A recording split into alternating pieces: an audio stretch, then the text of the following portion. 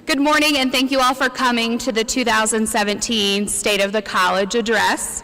My name is Tara Burkhart, and I'm the president of the Dodge City Area Chamber of Commerce. Each year, the Chamber enjoys working with Dodge City Community College on hosting this event, and we hope that you leave here today more aware of the many student successes DC3 has accomplished, the many school resources available on campus, and the future and vision of the college. At this time, I would also like to thank my staff, Maria Kane and Abby Lewis, for helping make this event happen, and Andrea Lowell and Justin Wilson with the college for all of the time, effort, and hard work they've put into today's event. So thank you for that. Please, everyone, also help me thank our sponsors for today's State of the College: Black Hills Energy, Building Solutions, and Victory Electric. Thank you to those sponsors.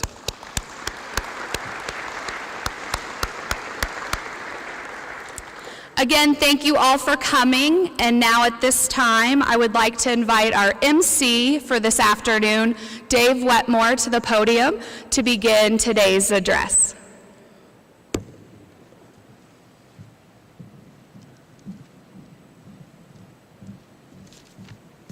Good afternoon, everyone. Everyone from Dodge City Community College is so glad to have you join us here today. We think we have a terrific facility. Maybe a little problem with the acoustics. We're still trying to get those worked out. So what I'd like to have you do is, if you could stand up, we'll go through a little exercise. We are trying to use our interaction with students as part of our student success, and so we thought we would use you as students today. So if you could please stand. Great. Now, if you can't hear, go like this. Okay? Okay, everybody do that. Okay.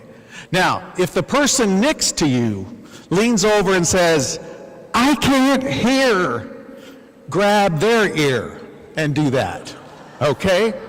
Now, if everything is okay, do this. That way we'll know things are fine, all right? Okay, now everybody sit down. We've got that worked out. Speaking of rubbing our stomachs, I'd like to thank John Walker for providing our lunch today. He heads up our Western Dining and his staff, and they always do a terrific job for us. So I'd like to give them a hand for doing a super job.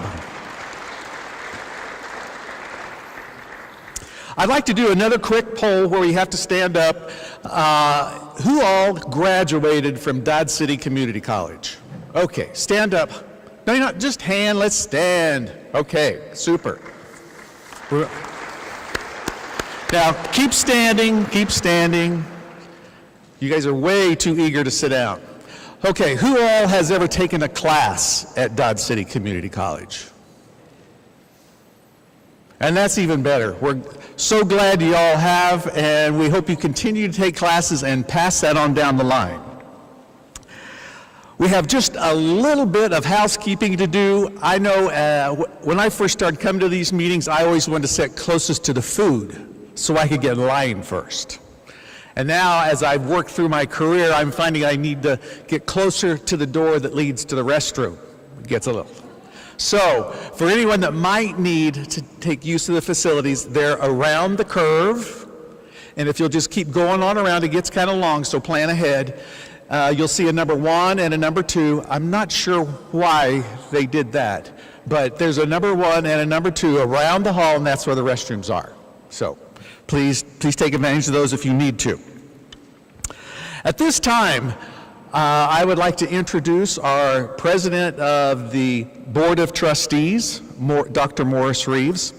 I'd like to say that our trustees are a volunteer group of people, and we certainly appreciate all the time and effort that they put into keeping the college going in the right direction. So, Dr. Reeves.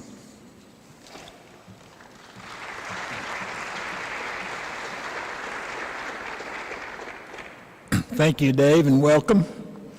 On behalf of the Board of Trustees, it's my pleasure to welcome you to this address by the Community College. This is the second year that we have hosted the State of the College in this beautiful monolithic dome activity center. Hopefully by next year we will have some acoustical clouds and some acoustical wall treatments so you can better understand the speakers. This is a project that I would like to address over the next year. We're excited to have you here as our guests and to share with you all of the latest developments of a Dodge City Community College. I'm looking forward to this, and I'll turn the podium back to Dave.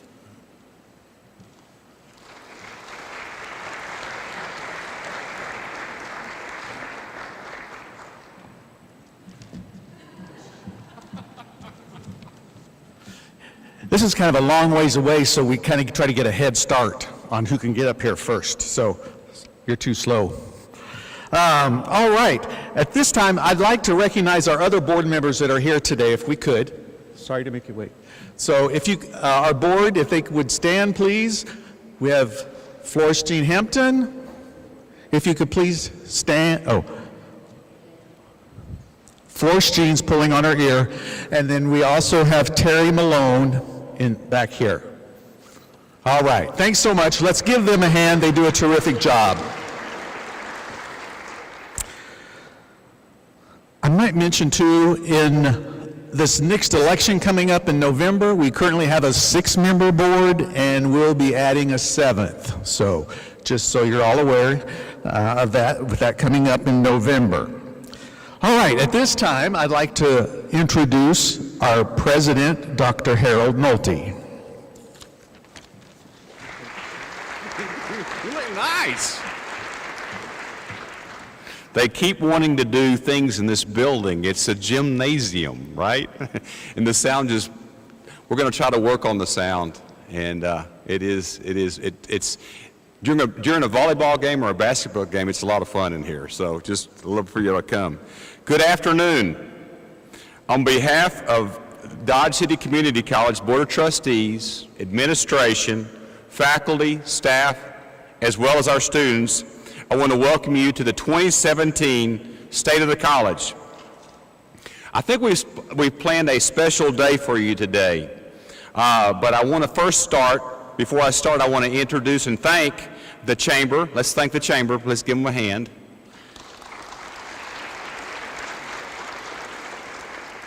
And then Andrea and Justin for their hard work in getting this thing together, and then with everything else. Andrea's been, you bet.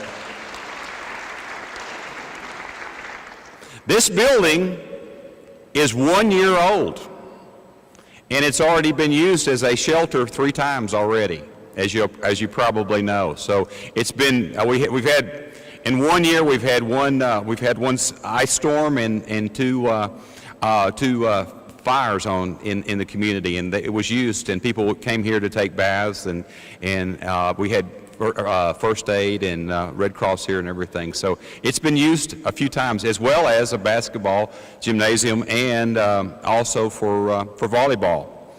As you know, next week, if you don't know this, please come. Next week we have a political forum. It'll be in our theater, and it'll be at 6 o'clock on Tuesday. This year, in April, we are going to be doing our accreditation visit from HLC. So we'll be preparing for that. So be prepared for that. An area that I think you need to know before I start talking to you about some other things is, there's a teacher shortage. If you don't know that, there is in western Kansas. And so we are working with Fort Hays right now and others to help that teacher shortage. The problem is we have some very good paras and very good students that can't go off to Fort Hays to get their education. So we are working with Fort Hays right now to help that process, along with some other things like that. We're pretty excited about that. Next semester, our strategic plan is out. And so we will be working with it's pretty much it was due 2018, I think, is the final year for our strategic plan. So we're going to be working extremely hard on our strategic plan with our board, our faculty, our staff, and with the community. So just be prepared. We want to know what we're going to be doing for the future, and I think we're going to be doing some great things. Good things are going to be happening here. So, and you start with a strategic plan and you build on to that. And it has to do a lot with our students, as well as our faculty and staff, and the community. And so those are very important. One thing that I want to you be aware of, I'm very excited this year about our safety for our faculty, our staff, and our students. We haven't had anything happen this year, and that's a good thing, by the way. I think it's because of our security and us being vigilant about making sure that students, faculty, and staff are safe. So those are some of the factors that are going on now. Today, you're going to be hearing from the faculty and staff members regarding unique teaching strategies. Our technical faculty are going to be talking about advisory boards and workforce. You'll also be hearing from current students regarding academic success, and that's going to be fun to listen to. We will also be showcasing our STEM program. That's science, technology, engineering, and math. We will also be talking about our adult learning, nursing programs, and also our athletic programs. By the way, this week is homecoming, so we're glad you're here. Then we're going to wrap up with talking a little bit about our foundation report. This week alone, we got a check for I think it was about $45,000 for our rodeo team. So not to steal Chris's thunder, but we're getting checks in, and that's a good thing. But I hope you'll enjoy this afternoon, and we look forward to working with you, the community, and working with the chamber as well as each and every one of you. So thank y'all and have a great day. Bye now.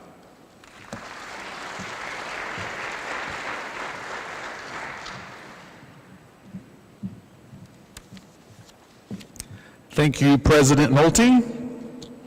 At this time, I'd like to take just a second and recognize Bryce Simpson and Russ McBee. Bryce is our manager of the Student Activity Center, and Russ McBee is our director of maintenance. And so we appreciate all they've done today to get us ready. They're probably out running around doing something else. Okay. I would also like to introduce any faculty and staff that is here with the college, if you mind standing. Let's give them a hand.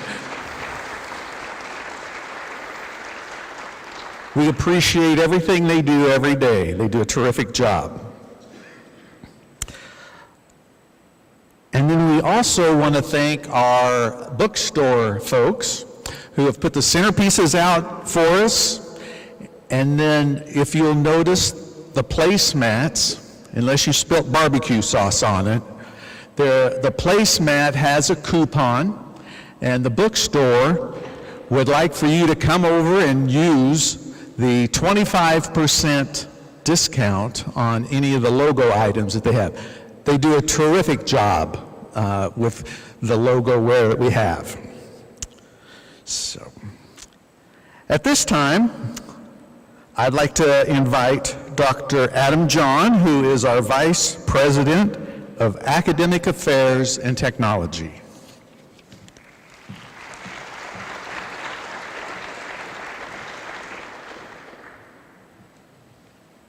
Thank you very much.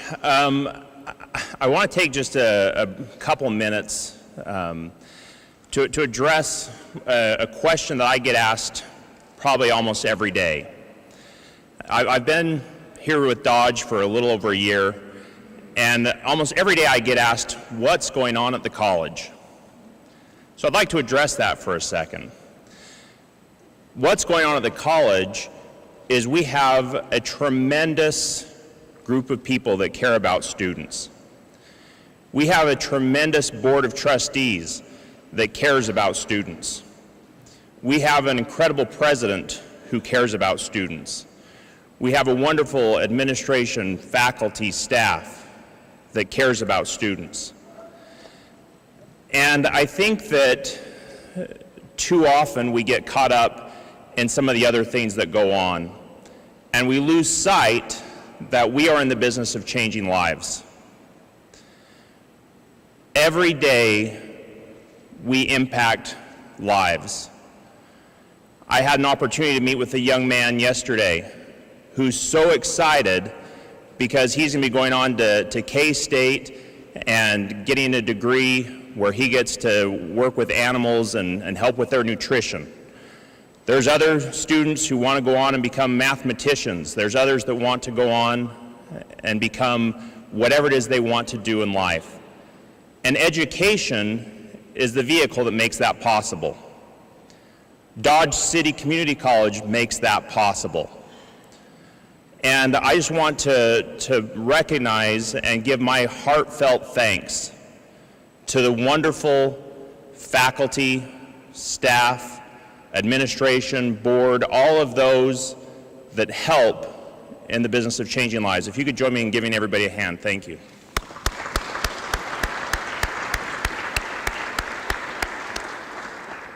One of the things that's so exciting to me is when we get to see what goes on in the classroom. If you've never had an opportunity to see what goes on in one of our classrooms, I know everyone kind of stood up earlier, they've taken a class and those things, but if you want to come back and sit in on a class, let me know. I would love to have every single person here come and sit in on a class and see what we do every single day. I am so proud of what we do. And so here in just a sec when I sit down, we're going to watch a video where some of our faculty talk about some of the things that we're doing in the classrooms to better engage our students and better help them change their lives. Again, thank you guys for letting me be a part of this, and thank you.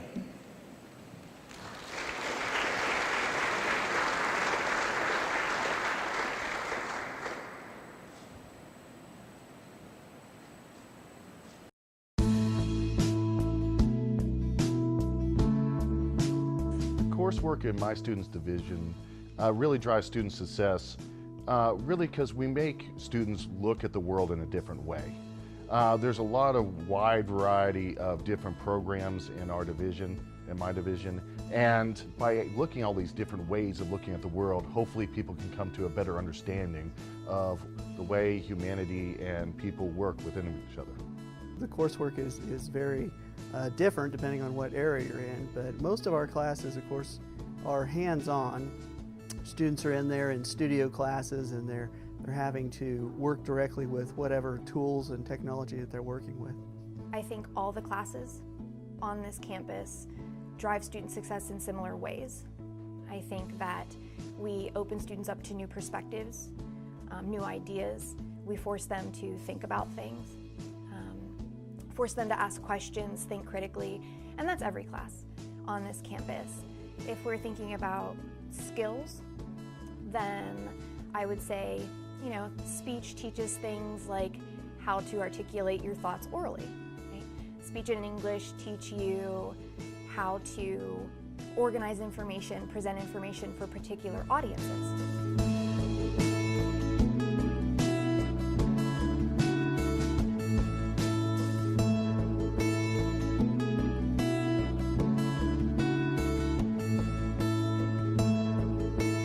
What modifications have I made to my teaching style to teach the different generations? My students are definitely more in tune to their devices now.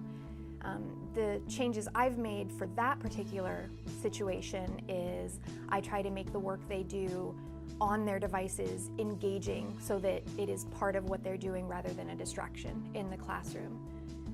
I think the important thing to take away is that we should be making changes because we've learned a lot about education in the last 10 years, a lot about how the brain works, how people learn. So I think change is necessary in the classroom pretty frequently. You just have to introduce them to a lot of different stuff, and I think that they really enjoy that. Just the average get up there and lecture and read the chapter in the book doesn't necessarily work anymore. Non-traditional students and traditional students often require different approaches. Traditional students coming right out of high school generally have some of those concepts down, whereas the non-traditional students, it's kind of a two-factor. One, you have to help remind them of the math that they've had in the past, but often there's a lot of anxiety associated with going back to school And some of those things, it's more of a connection that you have to make with especially those non-traditional students to help them overcome some of the anxieties they have, not only in math but in other classes as well, to help them become successful students.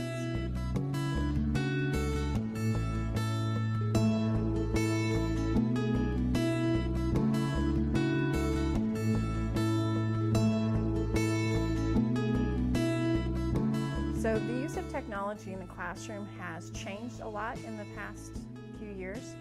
Most all of the sciences and math use websites that have their own built-in learning management system, where the students will go on and do most of their homework through the computer. And with that, it often has increased amount of student success, because when they're doing problems, instead of waiting till the next class period to see whether they're doing something right, they'll get immediate feedback from the learning management system. Technology, I use a little bit of everything. I use a lot of traditional lecture, but at the same time, I also use different programs on the iPad in order to demonstrate different like troop movements on maps, or once we get to the 20th century, actual news footage of actual events. Just different ways that I can spark students' interest who might not be familiar with the information I'm covering. My students use Google Docs a lot. It's a writing class, so they share their writing, they collaborate. I can be in there giving them feedback in real time during the process of writing. You know, I've had students make websites and do things like that, and I think that's when technology is at its best, when students are doing what they want to do, when they are creating and using different kinds of technology to explore how to share what they've learned. All right. I would like to thank Justin Wilson and Andrea Lowell for producing our videos that you're seeing today. They've done a tremendous job. So let's give them a hand.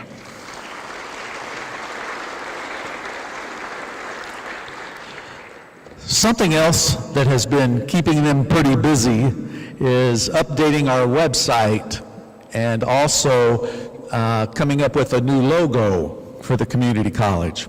So if you'll look on your table, there is a journal laying in the center, and that has our new logo on it. This is our academic logo, and I think the fun part of it is in the center. You may think that's a road leading to success, which it is, but it's also DC for Dodge City. So this is kind of one of those hidden picture things. So check that out.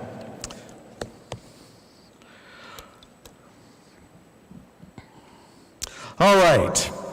On the placemat on your table, where the coupon is, if you'll look on the back of the placemat, you might find an X.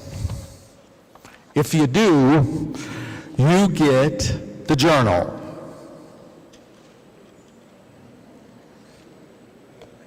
Okay, everybody find an X? If not, keep passing around the placemats till you get one. Okay, thanks.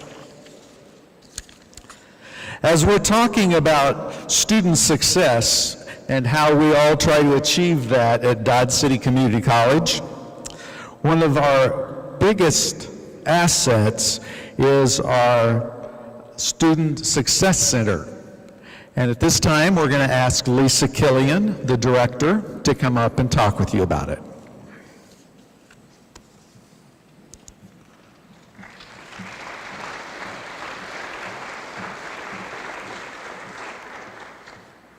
Good afternoon.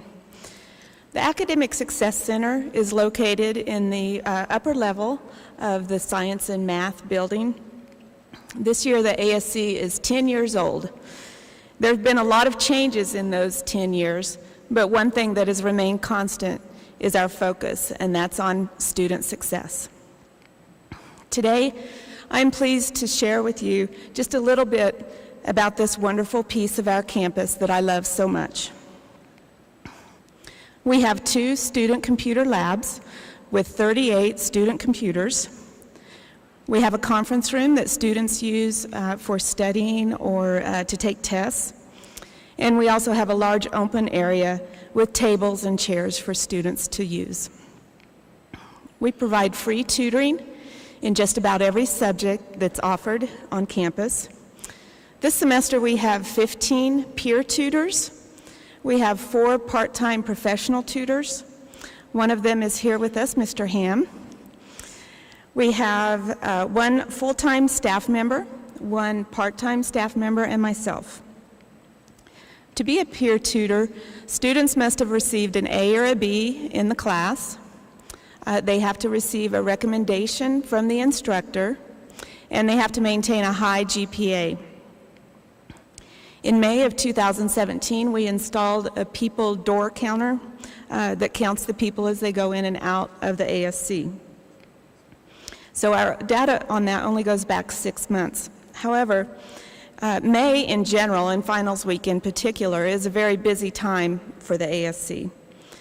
It's exciting to see that since the week after Labor Day, our visits have been higher each week than our finals week in May. Our total visits in September are 81% higher than they were last May. Tuesday, on average, is our busiest day, and you might be able to guess that Friday is our slowest day. Now to look at tutor appointments. From the first day of class until September 30th, our tutors have logged 468 hours of tutoring. That averages out to 14.62 hours of tutoring per weekday. Comparing that to the same period last year, we had last year 376 hours of tutoring. That averaged out to 11.75 hours each weekday. And that is a 24.5% increase for the same period as last year. So why the increase? Well, number one, our instructors on campus, they've brought their classes to the ASC. They have allowed me or tutors to come in to speak about the ASC, or they have required or strongly encouraged their students to visit the ASC. We also have a strong increase in our student athletes attending the ASC. And then we also, as always, have our nursing students who use the ASC quite frequently. We've worked really hard to get the word out about the ASC, and it's paying off. We've also received a lot of help from people on campus to spread the word. I want to give a big shout out to Andrea Lall and Justin Wilson for their help with marketing. They've been a great help to us. Our English comp and our public speaking tutors have been helping out this semester with manning the humanities lab. We also have our math tutors that help out in the math lab. In closing, I just want to tell you we have our Tutor Appreciation Week. That'll be October 23rd through the 27th. We have a lot of things planned to celebrate our awesome tutors. One of those, we'll have pizza with the president. So we'll have Dr. Nolte come to have lunch with our tutors. And that will culminate with an open house on Friday, October 27th from 1 to 3. We'd love to have all of you join us for that. And now I'd like you to hear from our awesome students about the ASC. Thank you.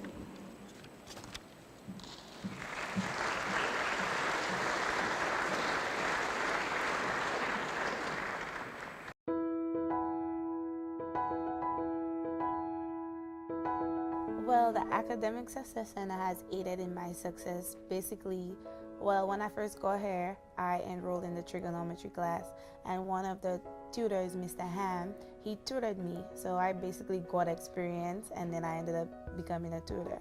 So he realized that I was very good at math, and he was like, oh, when you're done this semester, would you like to join the team? And then he brought me over to the head of the academic success center, Lisa, and she was more than glad to have me, and they've been my family ever since. The one-on-one time with chemistry, and I probably wouldn't be where I am if I didn't have that one-on-one time. Because when you're in class, they're explaining the material and it's usually really fast, and it takes me a little long time to learn it. So having them there is really useful. I go in there for math mostly, but I go in there twice a week, 2 times on each of those days. And each day I'm in there, Mr. Ham always helps me. He takes a different approach with me, I feel like, because he thinks I'm a good in math, but I get confused in it sometimes, and he kind of sits back until I ask him for help. And when I ask him, he'll like go through each example step by step instead of like flying by as in a classroom.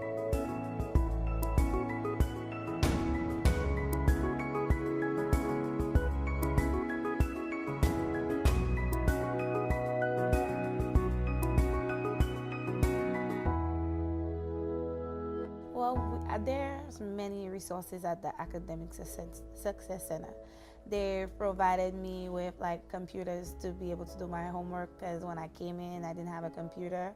I got one like for Christmas, but I have a computer. There's also lots of like resources such as like pens and pencils and Bristol boards and stuff where you could get creative, where you want to like have study plans for yourself. And in addition, there's like a lot of tutors and lots of books. So if you ever need help and you really don't like help apart from the library, there's someone where you could go to a place, open a book, and there's always someone next to that book that can help you to understand what's in that book. Professional help, whether it be right after class or in between classes. I go in, study for 5 times a week. I go in for 3, 4, 5 hours sometimes, study with other peers from like that same class, or if not, I do get professional help from either a tutor or a peer tutor, and it's a great resource for, even if you don't have a computer, they at least provide that for you, or if you need to print something, at the last minute, it's always there for you.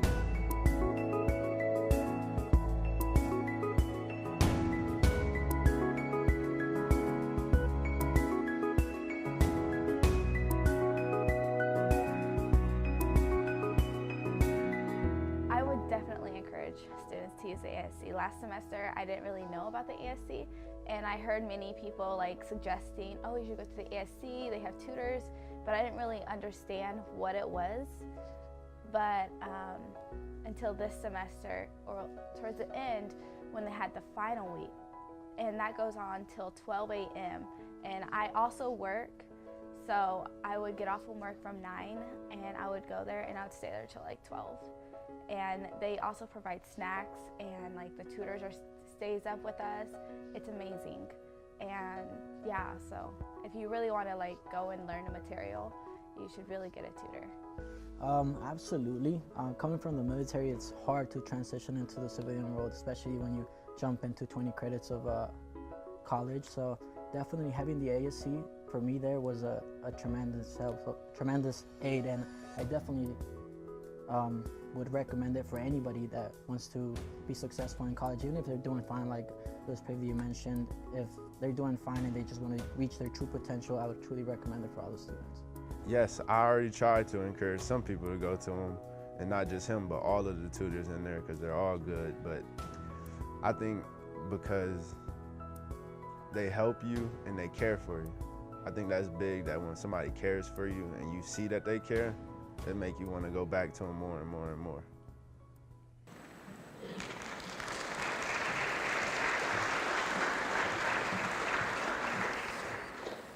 Okay, I want to thank our students who also helped with that video. We have a few here today, if they'd like to stand.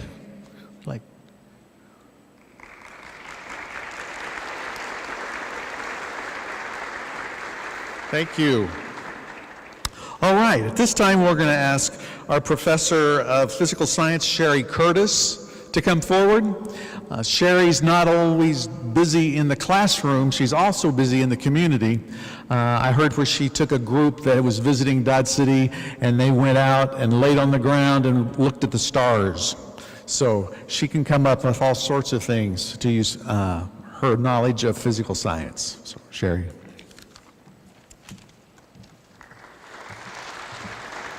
Thank you, Dave.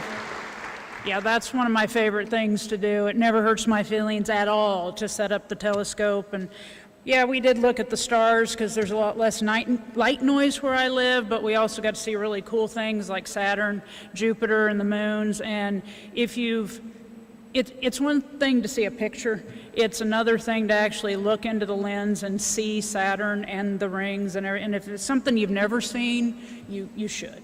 It's definitely worth it.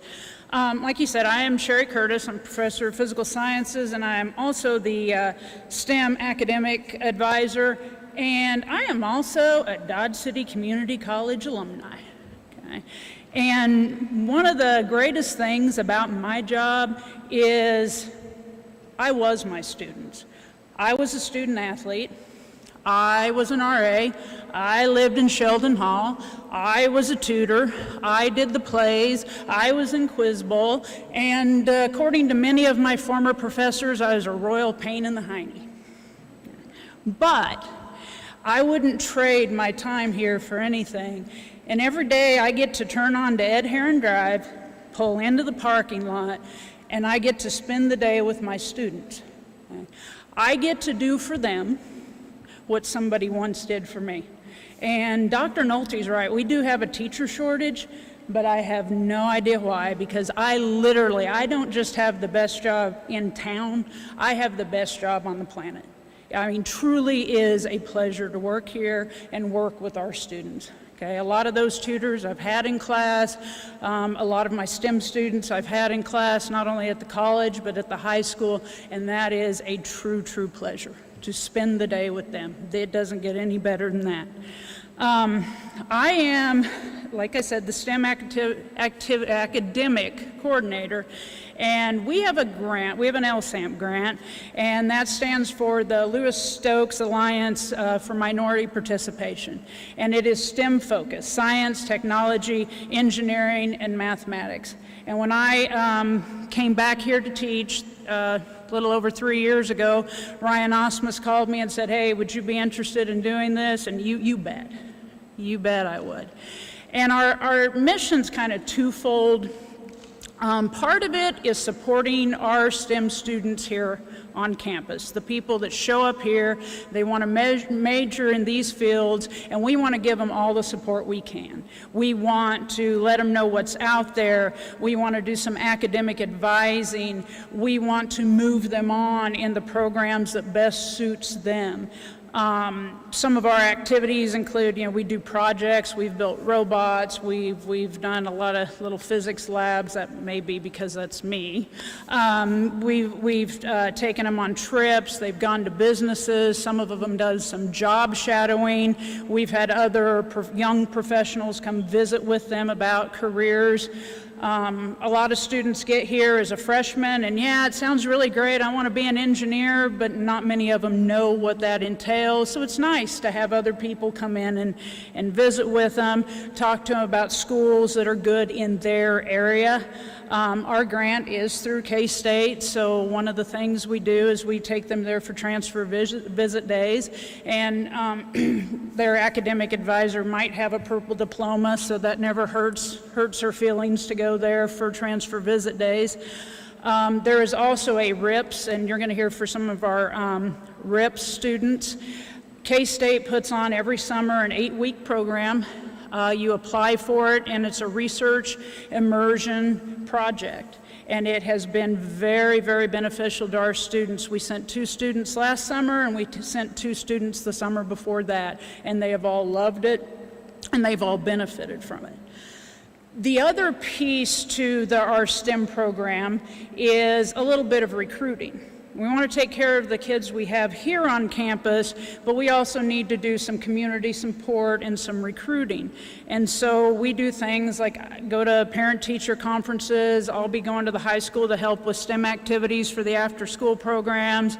If you're free October 31st, come to the Expo Center. We'll be set up there with little activities for the students to do. We see, I think last year we saw like 400 high school and middle school students at our table. And part of the philosophy behind that is it's great when they show up here on campus, but if we're not going out to the younger students, if they haven't decided they want to do this by the time they're in high school, they're probably not going to choose a STEM field. So it's important. And I've taken students, we've done STEM projects with other elementary schools and other classrooms in Buckland and other surrounding areas, and it's been really good. And then the last thing we do that I think is really, really important is every year right before school starts, Russ Rickers puts on a math boot camp, and he does a phenomenal job, and that is paid for with our grant.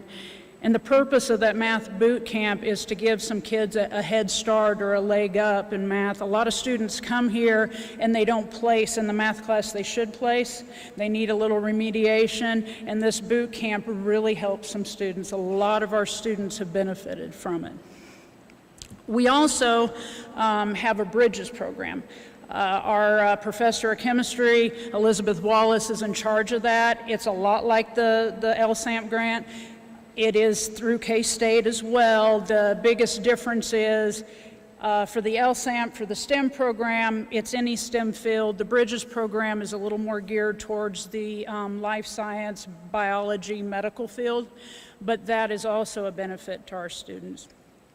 And I know that these programs are working because next spring our math teacher, Mr. Craighead, is putting on differential equations as a class, and I don't think we've offered differential equations since shortly after I left here, and that was a while back.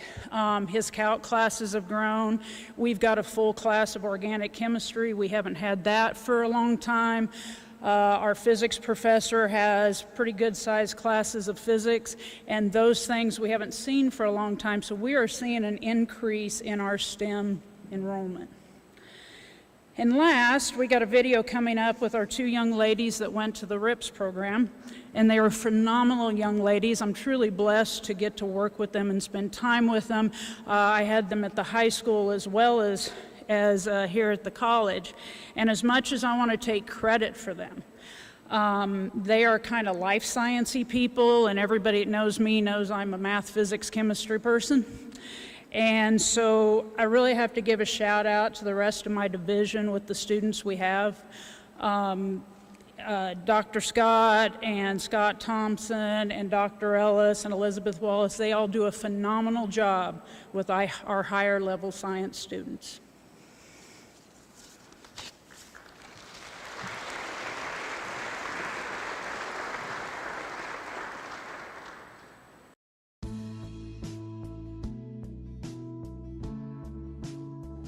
The benefits on selecting a STEM major is that you will always have a job.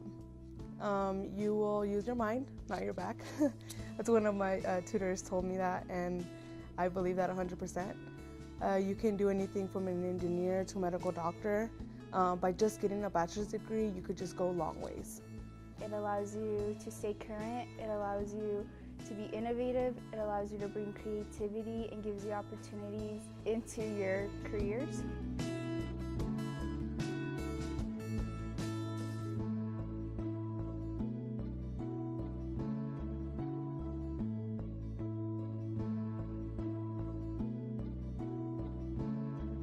STEM stands for Science, Technology, Engineering, and Mathematics. The STEM program here at DC3 has contributed to my success by letting me gain new knowledge, especially in the science, technology, engineering, and mathematics fields. It introduced to me about the RIPS program, which is a summer research at K-State. I was able to do a transfer visit last October and to actually talk to the program coordinator, and she was able to do a tour at K-State, tell us about the program and just simple stuff like that based on our major.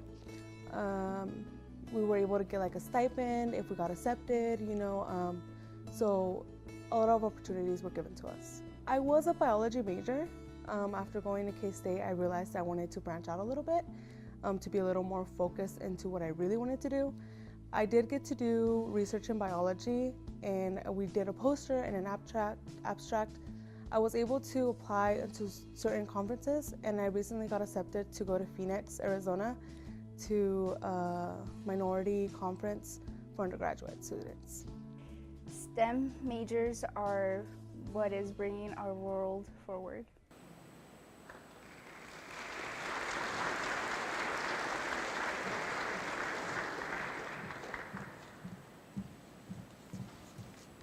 Thank you. I believe we have some STEM students. Is that right?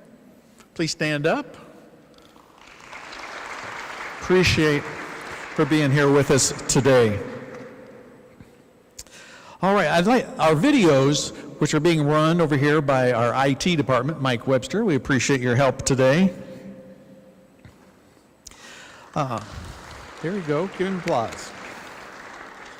Next up, we have our Dean of Workforce Development in Title V. The Workforce Development may be what you remember as the Technical College. It's kind of changed the title. The Dean is Ryan Osmus. Dean. Good afternoon, everyone. It's a pleasure to take a few moments and share with you or introduce to you workforce development. Workforce development, we understand, is a crucial component in assisting economic growth and meeting the workforce needs of our community and our area employers. Therefore, Dodge City Community College, the Dodge City Community College Workforce Division is striving to produce students that have the necessary knowledge and skill set that helps our local businesses and employers meet the needs of their customers as well as improve upon their bottom line. As a division, we understand that we need to expand our present services as well as look for new opportunities in up-and-coming industries. Therefore, we are in the process of evaluating areas of strength as well as areas of need and growth.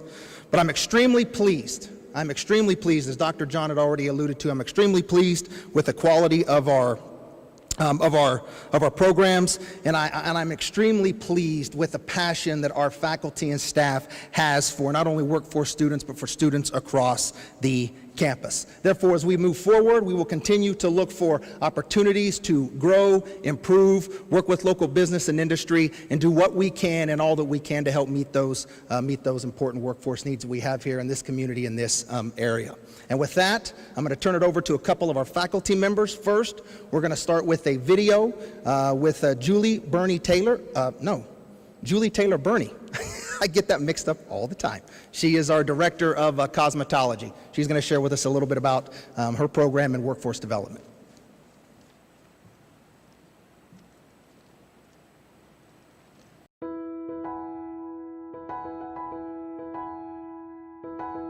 Our advisory boards are very vital to our program. We meet twice a year with them, and when we're together, we talk about the success that the students are having at school, and we also talk about some things that the advisory board thinks that we could bring in and maybe implement it into our program to help the students learn new techniques or help us to help them so that they would be interested in hiring them to come into their salons and go to work for them.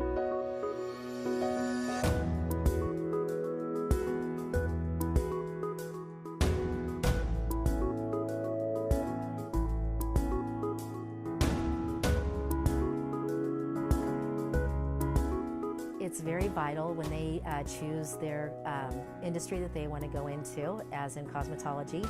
We bring them in and we teach them the tricks of the trade, and once they learn the trade, we also teach them work ethics while they're there. And it's real important because we have a salon, and so that gives them the opportunity to actually do hands-on as if they were going into the salon to go to work. So that way they have an idea if this is the right career for them.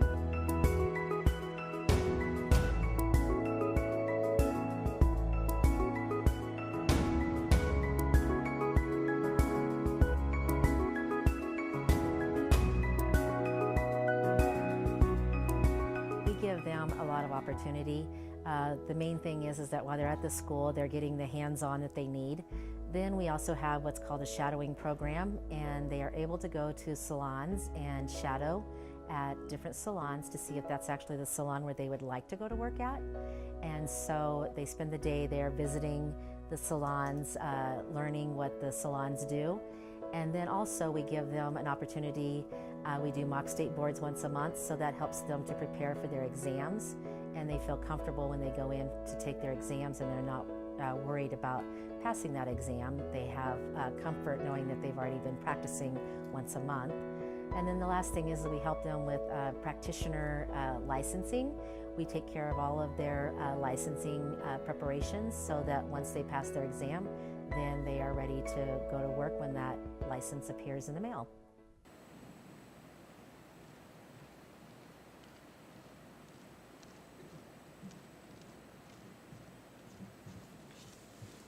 You see the smile on my face. This is a long walk. Might lose a few pounds doing this. Next, I'd like to introduce Jeff Cole. Jeff Cole is our professor of automotive technology. He's also the division chair for workforce development. Please give him a round of applause.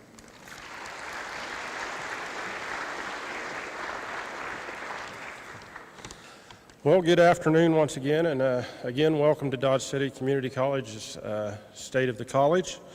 My name is Jeff Cole, and I'm professor of automotive technology, and as well as division chair for 9 of the workforce development programs, which include cosmetology, diesel technology, automotive technology, manufacturing, electrical power technology, agriculture, building construction, fire science, and criminal justice. And I was asked to give some insight into what role the advisory boards play in workforce program success. As Julie stated in the video, all of our programs are required to hold 2 advisory committee meetings each year. And advisory boards are important to all of us as we gain important information from them. Advisory boards can assist in answering the following questions. Are students prepared for the future job market? What should the education include? Is curriculum addressing industry needs? And how can instructors verify competencies to industry standards? Advisory boards provide expert advice on assisting in public relations activities, offering different points of view, assisting in the placement of graduates, and helping to keep educational programs up to date. They also provide job opportunities, assist in surveying workforce needs and new and emerging occupations, advise on the changing nature of the competencies in industry and career fields, assist in placing graduates or program completers, inform the program of opportunities to place students in full or part-time jobs, and that can be after they graduate or while they're going to school as well. Facilities and program equipment. Consult on existing equipment, facilities, and resources, and compare with career norms. Consult on lab equipment and compare with the current and future technology and industry or profession standards, as well as consult on lab safety programs. Course content, they can consult on the development of educational objectives, review the program sequence and scheduling of courses and delivery options, review and suggest content for courses of study and standards of proficiency in areas which are essential to becoming successfully employed in a career path. Instructional and learning experiences. Identify or suggest resource personnel to enrich the instructional content. Assist in locating and obtaining equipment and supplies on loan as gifts or at special prices. Suggest qualified persons for needed instructor or personnel vacancies. Participate as a resource person to enhance the instructional process. And they can also promote education. Participate in programs designed to promote career and technical education. Testify in support of career and technical education at meetings which may be called by local and state officials, boards, and legislative groups. Encourage other businesses to stimulate development of work experience programs. Build interest and understanding between the college and community and professional organizations. Workforce education prepares students for a successful career by giving the students the opportunity to get a job in the workforce with the skills needed in their area of interest. In all of DC3's technical programs, there is a demand for employees with the entry-level skills needed to be successful upon employment after graduation. Students enrolled in our technical programs receive an abundance of hands-on training as well as theory in regards to the area of study. Students have the opportunity in most cases to earn a certificate or continue on and receive their Associate of Applied Science degree. The majority of programs will also fully transfer to a four-year university, and students can work towards a bachelor's degree in their field of study. We encourage anyone who wants to become involved with the workforce education program or has questions on how they can get involved to contact us. And I would like to thank you for your time and commitment to Dodge City Community College and for the chance to tell you just a little bit about the workforce development programs at DC3. Thank you and have a great afternoon.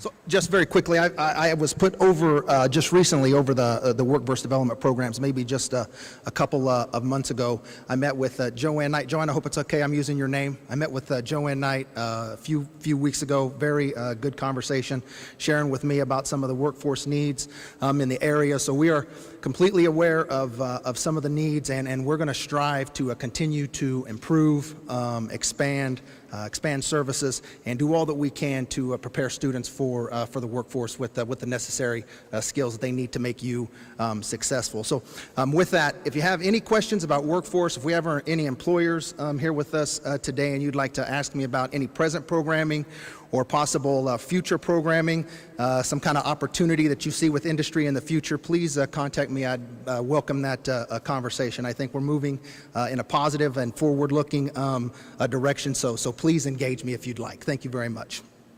I'm not done yet, though. Got a couple more things here to go. Next, in just a few moments, we're going to hear from our Adult Learning staff. Adult Learning Center staff, excuse me. Now, the Adult Learning Center is one of those programs that I consider an unsung department or program here at Dodge City College. They're an extremely important resource to the community. What they do is they offer English as a second language services as well as GED services to our community and some of our outer areas as well.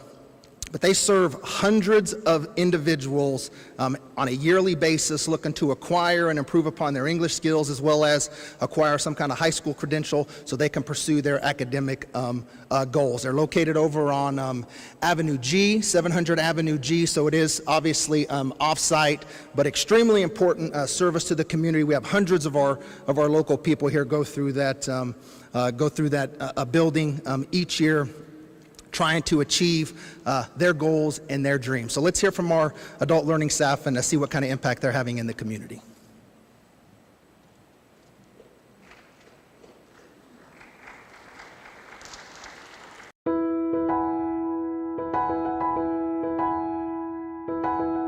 The community contributes greatly to our success. We can go from the general transportation bus to Cargill to United Way. The general transportation bus, for example, gives our students half-price fare so they're able to get back and forth from their classes. Some of them don't have licenses or vehicles, so that's very helpful. Many employers in Dodge give their employees time off to come to class, or they let them off early to come to class, and that allows them to offer greater opportunities to their employer. We get a grant from the United Way that helps us with operations for the GED and ESL classes. And Cargill goes as far as paying the fees for their students to take ESL and GED classes. So those are just a few of our partnerships. We have many other core partnerships that we're required to have through the new WIOA legislation. Another great community partner that we have is we've received a grant through the Dollar General Fund, and it also helps us to operate classes at the Adult Learning Center. We also have core partners through DCF. They refer many students. We help them get their ESL classes or GED classes, whatever they need to either get a job or go on to higher education. We also have Workforce One here in town. We do a lot of career skills with Workforce One, work on getting people jobs, getting people employed here in our area. We couldn't operate as successfully without many of our partners in the area, and we appreciate each of them.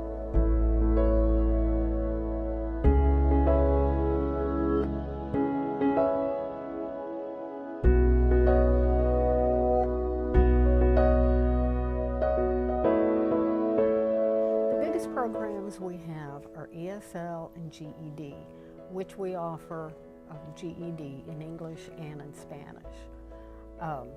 In conjunction with ESL, we also have citizenship and what we call English literacy and civics. That attempts to braid career pathways with our English classes. Right now we're trying to teach in our ESL classes what we call pre-knowledge, so when they transition to a certification program on campus, they're prepared to learn what they need to learn.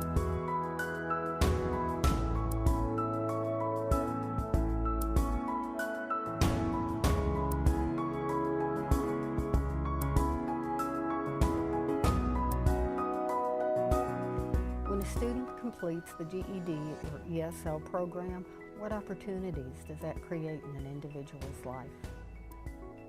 Choices. Of course, the obvious are the certification programs and the associate degrees available on the Dodge City Community Campus. But we also give our students a voice. It creates many opportunities. One of them, the most important, is in the college area.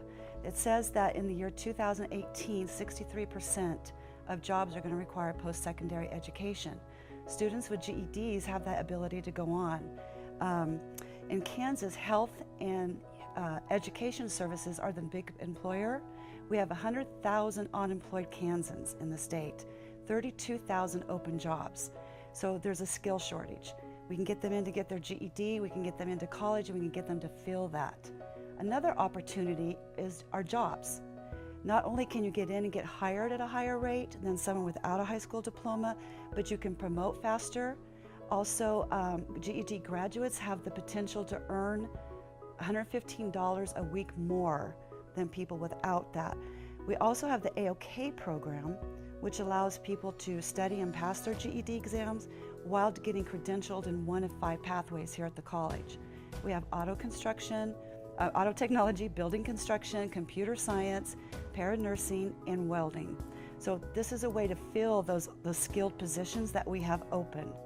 And then last, I think, maybe most important, are the personal reasons. There's a sense of self-gratification, a sense of accomplishment that raises your self-esteem. Also, research has shown that parents who complete their GED are more likely to encourage their children to finish high school or to also complete their GED. And I want to say I'm proud of Kansas because the GED pass rate is 85% versus the national pass rate is 80%. So we're doing something good here.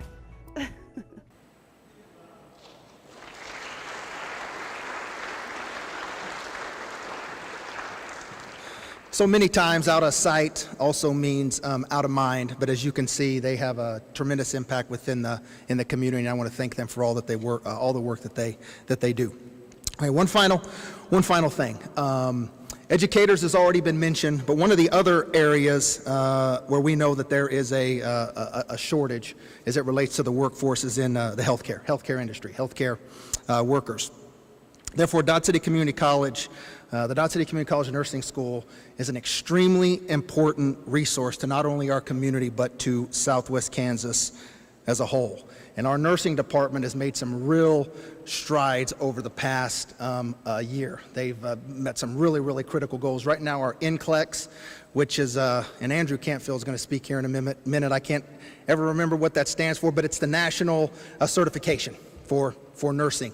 Right now, our pass rate stands at 95%. So that is extremely exciting news for us, as well as right now, based on first-time pass rates, we're the 6th-ranked nursing program in the state. So over the past year, we've seen some excellent things coming out of our nursing department. We're really excited about the future and some of the things that we're doing there, and some of the possible partnerships or other healthcare opportunities that may be coming to the community in the near future.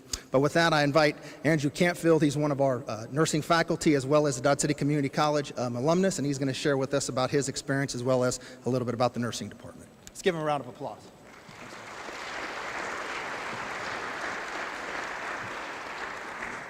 Well, it's really kind of surreal to be here. As it's been mentioned a couple of times, I am a graduate of the school here. Been a few years back, but it's kind of neat to come full circle. And as Dean Osmus has kind of started talking about, the nursing program at DC3 has made a lot of changes in the last few years. And we've also heard talking about making sure that we focus on positive things. We're human, and we want to focus on the benefits and the opportunities that we provide to people. In 2014, to give you an idea, in 2014, the student first-time success rate for the NCLEX examination from our cohort was 57%. So of the students that graduate from a nursing school, they still must test the national licensure examination process to become a registered nurse. And in 2014, the success rate that our students had was 57%, first time. In 2015, that became 77%. In 2016, 89%. And in 2017, as Ryan has mentioned already, we have a 95% success rate from our graduates of this spring in first time passing of their NCLEX. That is 20% higher than the state of Kansas average. And that is 10% higher than the average in the United States. So I think that speaks volumes to the changes that are going on in the nursing program at DC3, and I think we can attribute a lot of that to Professor Michelle Haley, who's the current director of the nursing program, and the work that she is doing and the work that the faculty are doing. On the faculty side, over the last couple of years, the faculty has had immense deficit, at one point being down 3 full-time faculty members. And for those of you that are teaching and doing your own work, imagine adding the work of 3 other people to your job. Currently, we are almost fully staffed, with myself coming on and 2 other faculty. We are hopefully recruiting another member, and that's exciting to see, because when we have the right resources and we have the right staff in place, the opportunities that we can afford to our students increases immensely. So I ask for some applause to those that have done a lot of work, the Dean Osmus, the administration, the board, for the work they've been doing for the school so far. So if you just give them a little appreciation for me.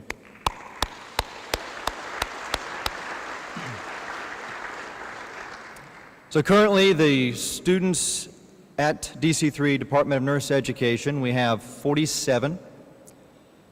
That's combined between the first and second year. Every year we try to bring in 30 new students to the first year. Of the students that graduate, 39% of those end up finding employment here in Dodge City, 45% finding employment throughout Southwest Kansas, and 16% in the other areas of Kansas and in other states throughout our country. So that's pretty neat to see how the footprint spreads. Nursing is a predominantly female-populated workforce, and we're seeing a lot of growth in that. I am one of the examples of men succeeding in the field of nursing. We currently have 5 male nursing students in our department, and that's just kind of a neat thing I like to throw in. I am also the first male faculty member for the DC3 Department of Nurse Education. So that has its own challenges, obviously.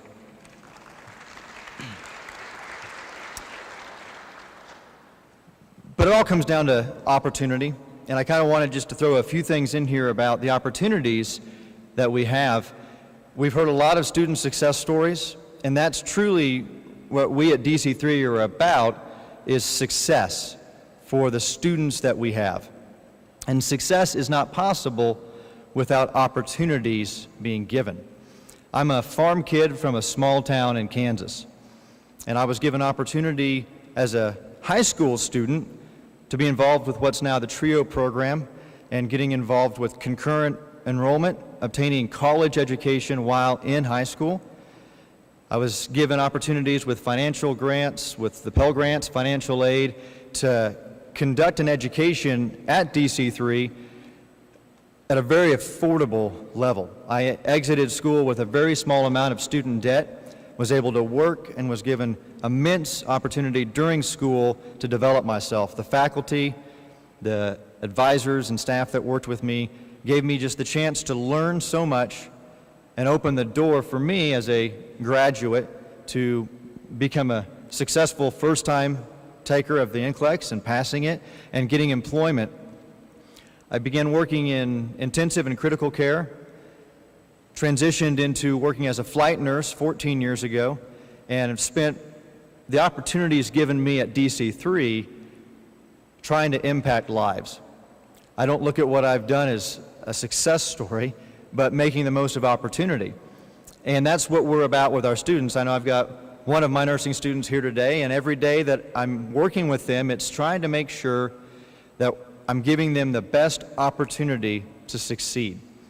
I've had the chance in my career thus far to hold the newborn baby and see the first breaths of life, and I've had the chance in my career to hold the hand of those breathing the last breaths. So opportunities are just all around us, and making the most of them is what is important. And so seeing that with, again, the students that we have here, be it in the Department of Nurse Education or in any area of DC3, it's that encouragement that when we give people opportunity, that they can make the most of it. I've been fortunate to be given great opportunities and hopefully make some good out of them, and that's what's brought me where I am today. And it's kind of surreal to be a faculty member at Dodge City, to give back and to give that opportunity, but it affords even greater opportunities to me. Because not only do I get a chance to see that newborn baby or to hold that hand of the person passing, I get to teach 47 students this year things that will give them those exact same opportunities. And so the footprint is unmeasurable. What we do here echoes throughout not just Southwest Kansas, but through this state and through this nation. So we appreciate all your support, we appreciate the encouragement, and we look forward to the things that we will be doing in the future and the opportunities that that has. So.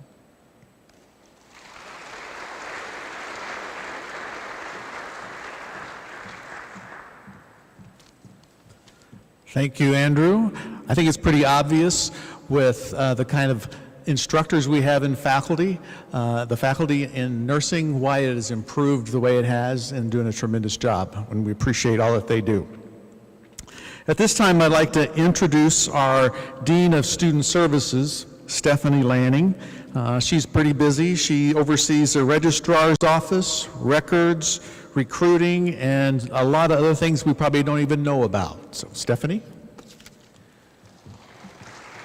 Good afternoon. So today I'm going to talk about a little bit of the enrollment of our students here on campus and the population of our students on campus. At your place settings, you guys have a placemat. There's some heat maps there that we kind of use to see where our students are coming from. So on there we've put our Kansas residents and where most of our students come from in the state of Kansas. As you can see, 53% of our students are Ford County residents. And then from the states that you can see where some of our students are coming from the other 50 states in the United States. We also have 24 international students, so we do have a good population of international students that come as well too.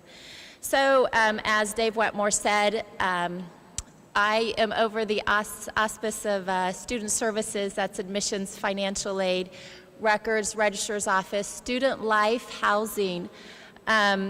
So currently this fall, we have 1,773 students that attend Dodge City Community College.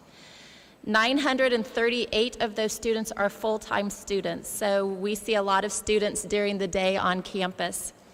825 of those students are part-time students, And a majority of those part-time students are our online students or students taking classes through the web. We have 923 male students on campus and 850 female students on campus. As I mentioned earlier, 53% of our students are from Ford County. And on the map you can tell the highlighted green area, the light green area, that's our service area as a community college, and that's where a majority of our population also comes from that area. 22%, an additional 22% of our students come from Kansas. So if you add those two together, 75% of our students are from the state of Kansas. We have about 23 students that are outside the state of Kansas, and then about 2% are international students. So along with students and student life and getting students here and working with students, we also have housing on campus and student life activities for those students coming to Dodge City. We have over 340 students living on campus. We have fabulous housing on campus. We have two brand new residence halls and one that has been fully renovated. So if anybody would like a tour of our residence halls, I'd be happy to give them. They are fabulous living. In fact, I'd like to move into them one of these days. So.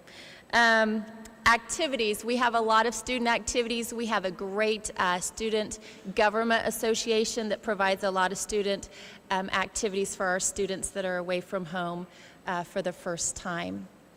So also under student services, we have some programs that assist students with graduation and retention, and one of those programs that I'd like to introduce now is Monica Kane. She is our Director of Student Support Services.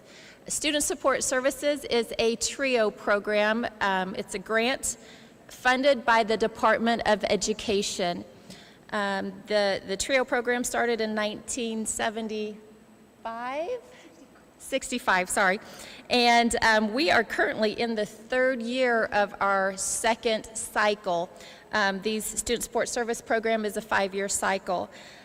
This is a program for first-generation college students. When I was in college, I'm not a graduate of Dodge City, but I am a graduate of a community college. And when I was in college, my brother and I were the first ones to go to college, and I was a participant in Student Support Services when I was in college. So this is a program near and dear to my heart for those first-time generation college students. So I'll turn it over to Monica Kane to talk about Student Support Services.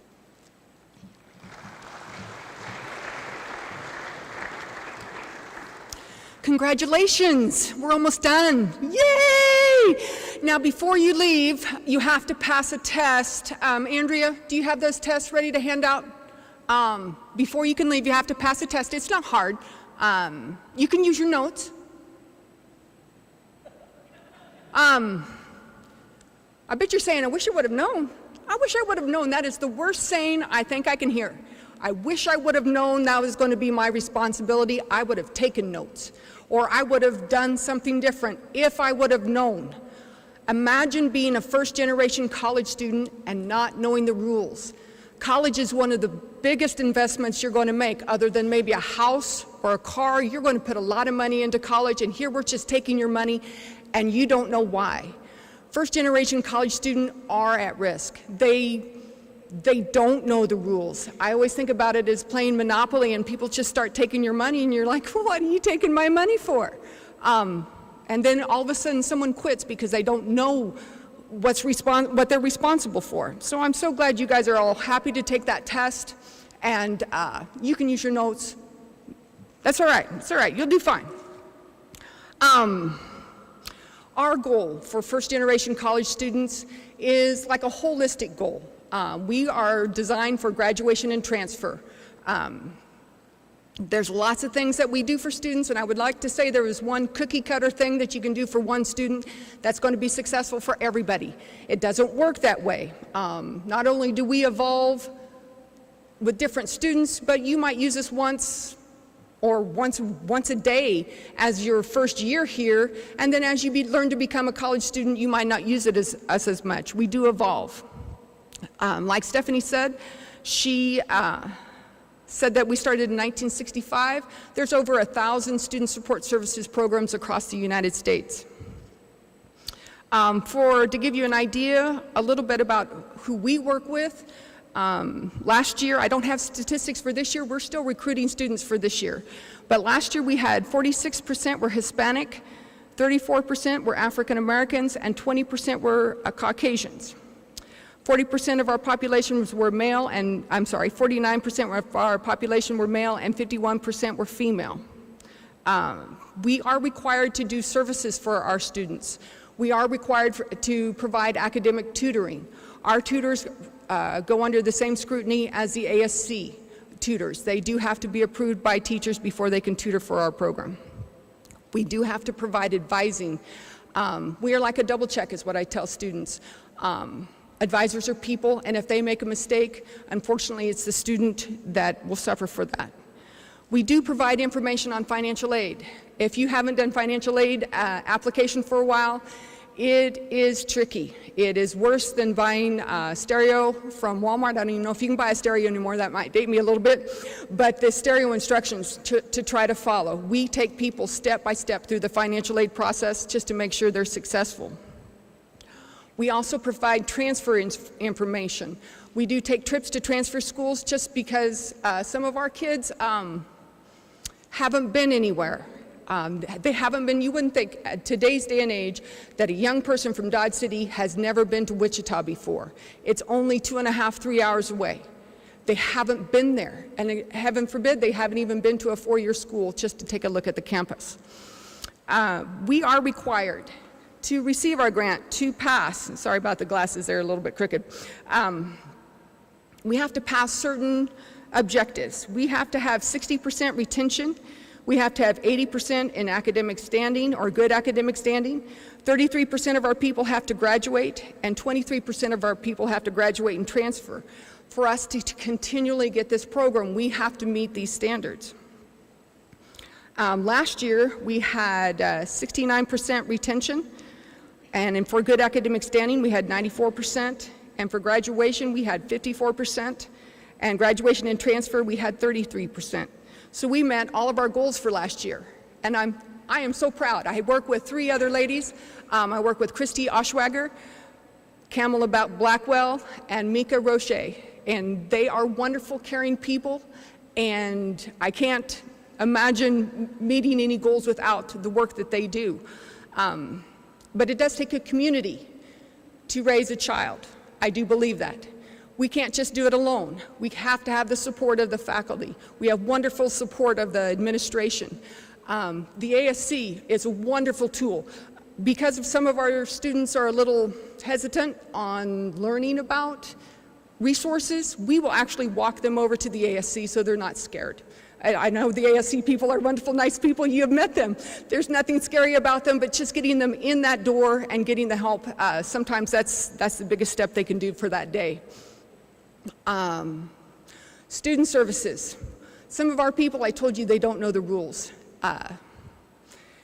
Student services is wonderfully kind and patient group of people while our students are learning the rules and making the mistakes. I'm sorry they make mistakes, but they are very patient with our people as we're learning how to be a college student. And I can't say enough nice things about the student services area.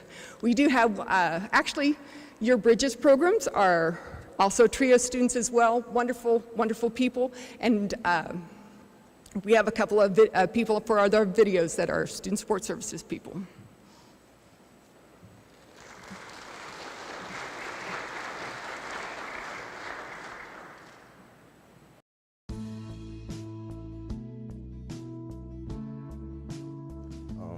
TRIO aided to my success by providing things like tutoring, teaching us time management skills. Also, Miss Monica and Miss Christie held us accountable for doing our work, which in the long run made us even better students. TRIO has aided me in my success by providing me with college visits and helping me decide what I wanted to major in. I decided to continue my education here at Dodge City Community College in nursing.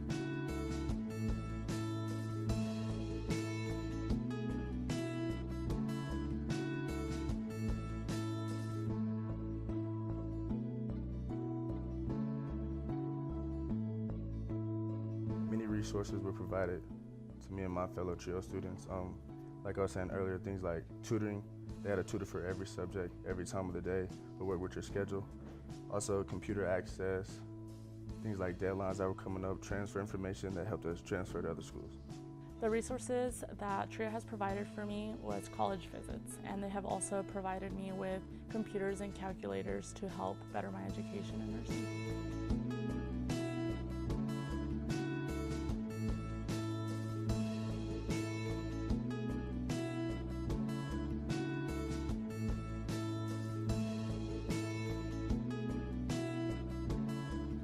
The most important thing I would recommend to students is to take advantage of the resources and the people that are there to guide us and support us and encourage us. I would tell them to take advantage of the fact that TRIO really does help us and guide us in our education and how to better ourselves, and they support us and they encourage us in amazing ways. One thing about TRIO I can say, not only did it make me a better student, but it made me a better person and a better young man.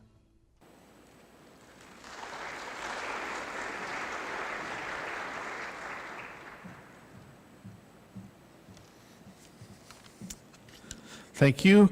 Monica, I can tell you that you would be hard-pressed to find a group that is more willing to help students than Monica and her staff. Right now, we're going to introduce the new sheriff in town. That is Jacob Ripple, our new athletic director. After Casey Malik, a long-term athletic family member, retired, we were fortunate enough to hire Jacob. And he is a Dodge City man, and we're glad to have him join us. Jake?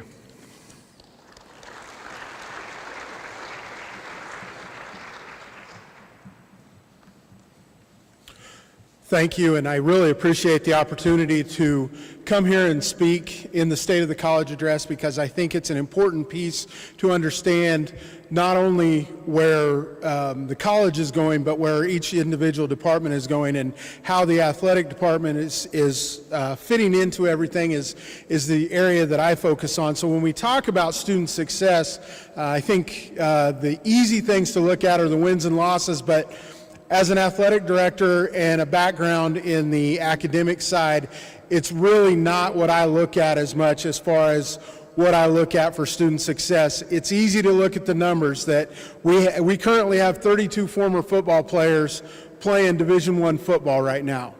But that's not what I look at as the success of our student athletes. The things that I look at with the success of our student athletes are the fact that we had 8 teams last year that were nominated for the NJCAA Academic Team of the Year.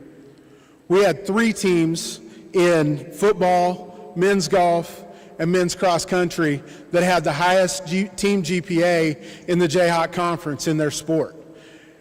And I think those things are very important. And then you look to a smaller level and look on the individual level of the success of our student athletes. And you look at former student athletes like Kristen Early, who's a former softball player, got her start at Dodge City Community College and is now a registered nurse in Nashville and has released her second country western CD here within the last 2 months.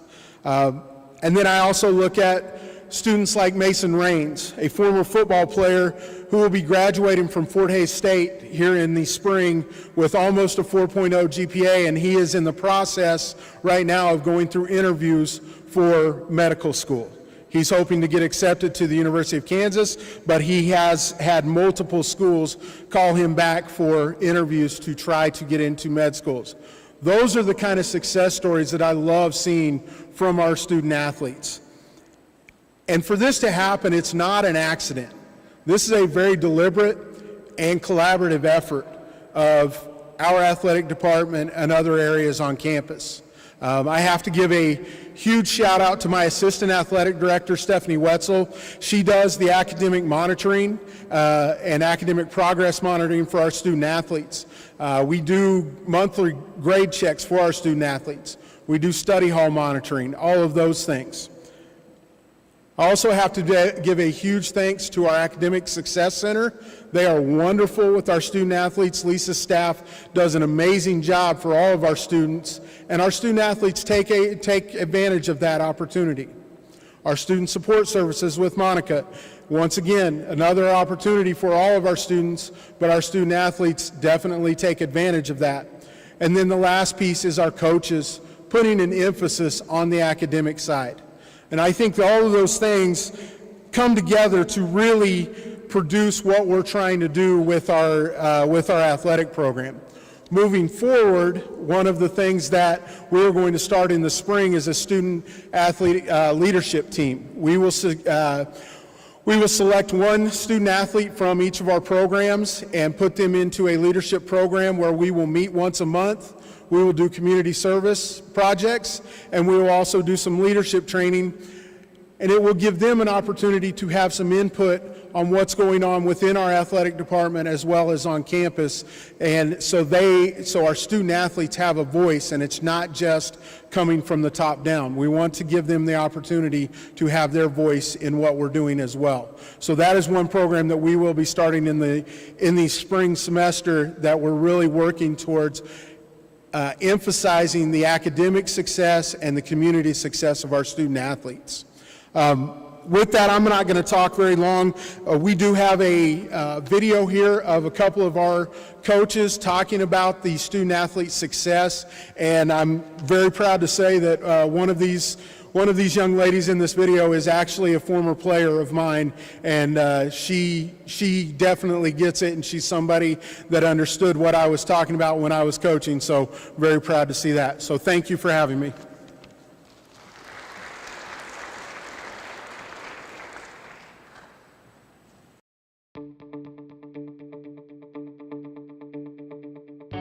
I think that athletics prepares a student to be successful in all areas because it teaches them hard work and how to earn what they work for. We help them by helping them balance school, their family, their social time, their free time, and I think that we provide them with an opportunity to get a college degree.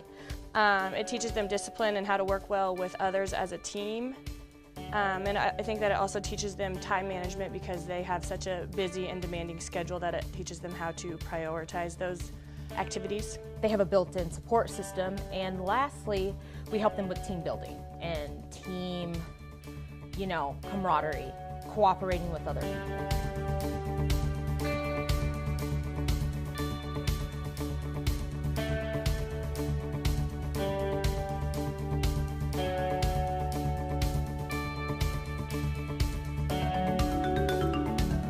How would I define a successful student athlete is by if they're self-motivated, also if they are positive, can keep a positive attitude through the ups and the downs.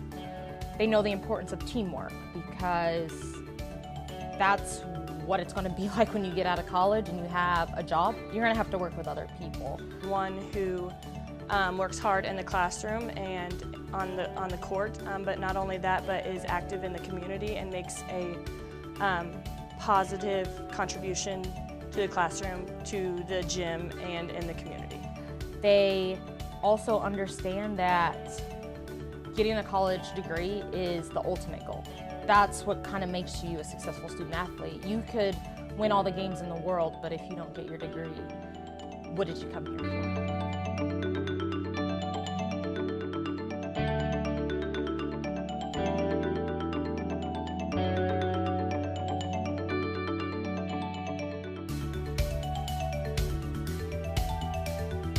I think that coaches play a huge role in the academic success of students because they're bringing these students in not only to help their program succeed, but they are giving them an opportunity to further their education. And athletes can only play sports for so long, and so they have to really focus on that academic side of it because that's where their future lies. I would say that our role is to set standards and goals for our students to reach, something that they can obtain. I also feel like it's our role to help them prioritize because they are away from home, they're in a brand new environment, and they kind of need a little push, and that's what we're there for. So they have to make sure that they are bringing in kids that are successful, like I said before, on and off the court and in the community, but make sure that they are making the academics a priority and that they're working harder in the classroom rather than in the gym. We also want them to know that winning games is great. It is. I wish we all win championships, but the best feeling that they'll ever get is walking across the stage, having that college degree, and being able to share that with their family and then generations after them.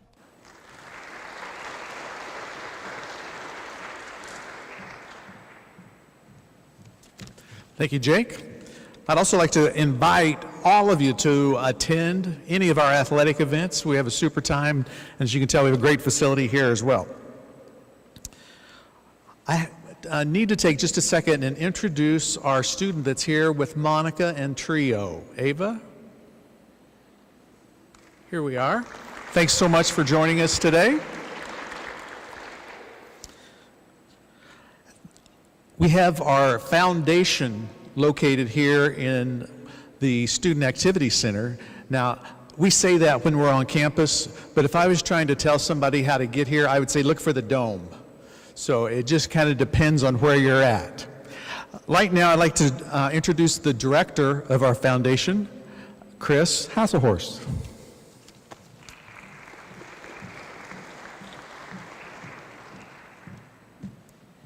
Thank you, Dave, and good afternoon, everyone. And thank you for joining us today. I'm Christina Hazelhorst, the new director of the DC3 Foundation, and I can't tell you how pleased I am to see so many longtime friends and colleagues, as well as so many new partners, and to be able to personally welcome you to DC3. It's a very exciting time at the DC3 Foundation, and in many ways, a milestone moment.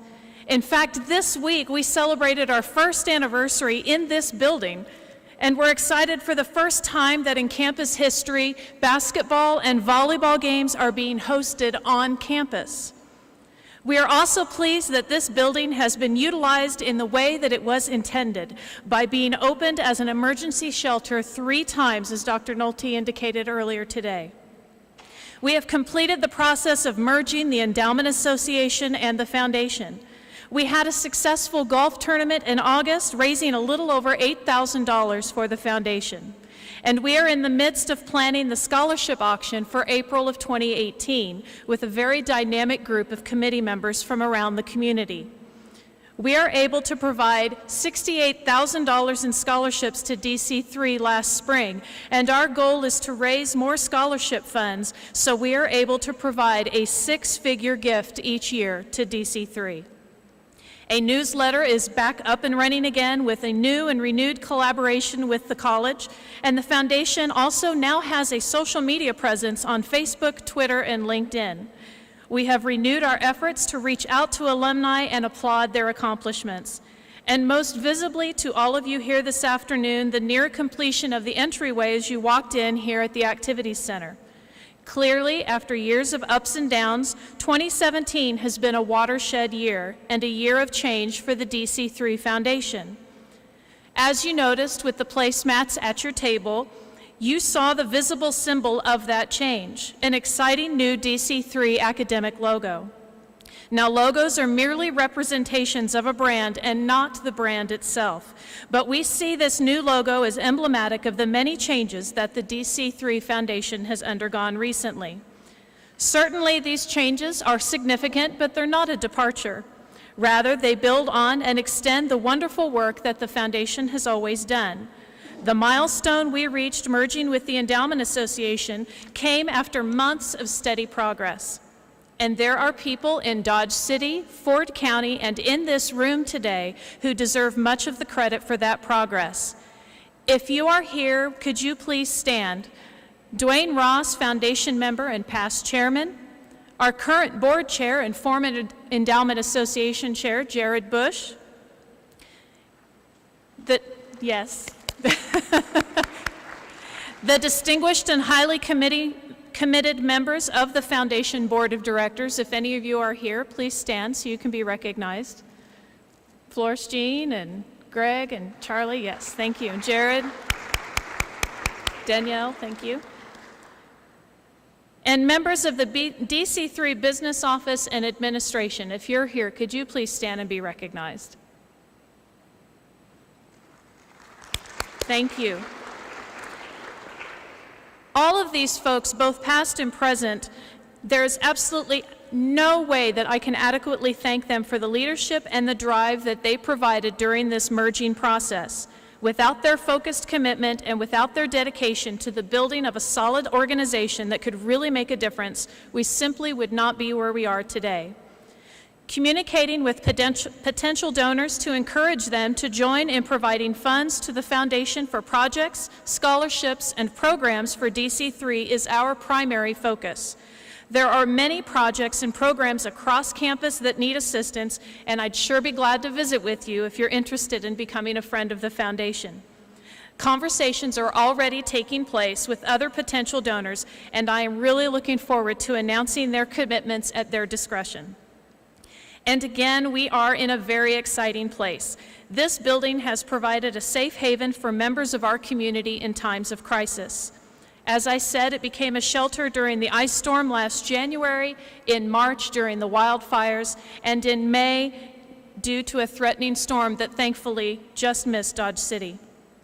Many members of the community come to this very building every day to use the walking track that's upstairs that goes all the way around so they can walk out of the elements. There have been job fairs in here, blood drives, a graduation, and so much more. The Foundation is partnering with Dodge City High School graphics design class under the direction of teacher Steve Rankin to create and install murals in the entryway and in the front hallway with photos of current and past students, athletic teams, distinguished alums, volunteers, and memories of our conquistador history. This is truly becoming the community building that it was intended to be, and we are excited about the possibilities of more of these community-focused and student-focused spaces for the building in the future. In April, we received a very large donation from a 1957 Conquistador graduate. W.R. Robbins' donation established a scholarship for students interested in business, leadership, and entrepreneurship. 2 students, a freshman and a sophomore, were awarded this scholarship for the 2017-18 school year. He visited campus this past spring to speak with the students and provide information to them about the banking industry, his donation, and the transfer scholarships available in his name at the Business College at Fort Hays State University. One of our May 2017 graduates did transfer to Hays, and she sought out Mr. Robbins at a recent event there to thank him for the information that he provided during his visit here to DC3, and also for his scholarship donations at both university and the college. Her gratitude reminds me of why the Foundation exists in the first place.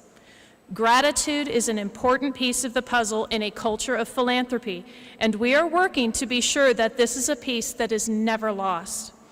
Our emphasis on our commitment to work towards a campus-wide attitude of gratitude and public will building are vital parts of our growth, as are the continuing efforts to fund promising programs and scholarships that lead to the improvements in student success. Of course, our plans for reaching our goals are by no means final. In fact, as I have noted, we see this moment as a watershed. But we don't know what we don't know. And so that, in a nutshell, is why all of you are important to the Foundation. We want the benefit of your good thinking and the energy generated by your enthusiasm to help us chart the road ahead. To be blunt, we are not here to look backward, but very much to look forward. If you have any questions, please don't hesitate to come and see me here at my home in the Dome. I don't have a video for you today, so thank you very much. Have a good afternoon.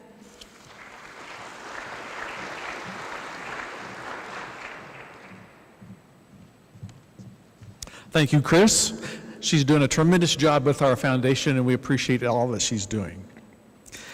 That is the end of our State of the College presentation for today. I would like to just remind you that we do have our candidates forum on Tuesday, October 17th at 6 o'clock. We appreciate you coming. I would invite you to look at our new website which is dc3.edu, and go to goconks.com for any sports updates. I'd like to thank the sponsors that we had today, Black Hills Energy, Victory Electric, and Building Solutions. We appreciate the support of the college and of the chamber. And last, we would like to thank Tara and her staff from the chamber for helping with this today. We really appreciate all that you do. Now, with that, we're done. We appreciate you all attending today, and we hope to see you out here just to say hello. Thank you.